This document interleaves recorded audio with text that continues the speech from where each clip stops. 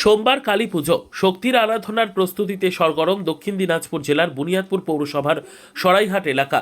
এবছর ৪৭ বছরে পদার্পণ করল বিপ্লবী ক্লাব। প্রতি বছরের মতো এবারেও এই ক্লাব বিগ বাজেটের পুজো করছে। এবারের থিম প্রকৃতির আত্মকথা। ক্লাব সূত্রে জানা গেছে, মানুষ আজ নিজের স্বার্থে গাছ কেটে প্রকৃতিকে ধ্বংস করছে। সেই ধ্বংসপ্রাপ্ত প্রকৃতিকে ফিরিয়ে আনতেই এই বার্তা দিতে চায় বিপ্লবী ক্লাব। থিম মণ্ডপে ফুটে উঠবে মানুষের অবহেলায় ধ্বংসপ্রাপ্ত প্রকৃতি ও নবজীবনের প্রতীক সবুজ পৃথিবীর ছবি।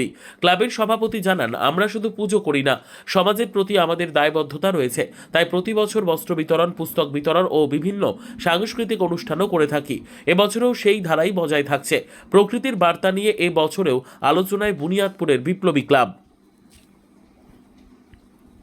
এবারে আমাদের সরাইহাট বিপ্লবী ক্লাবের ৪৭তম বর্ষে প্রকৃতির আত্মকথা। আমাদের থিম হচ্ছে প্রকৃতির আত্মকথা।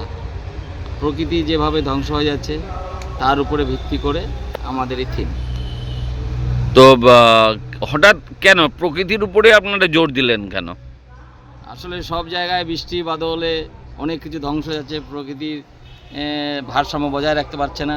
এই লোকের মধ্যে একটু ভাবটাকে প্রকাশ করার জন্য, চেতনা ফেরানোর জন্য এই থিমটাকে করা হয়েছে। তো বাজেট কত? বাজেট মোটামুটি খুব বেশি না, ১২ লাখের মতো হবে। ১২ লাখ। কেমন লোকজন আসে আপনাদের ক্লাবে? লোকজন খুব ভালো হয়, ভিড় হয় এখানে। আমাদের মোটামুটি মিউনিসিপ্যালিটির মধ্যে আমি বলবো, বাইরে কোথাও দেখি নাই।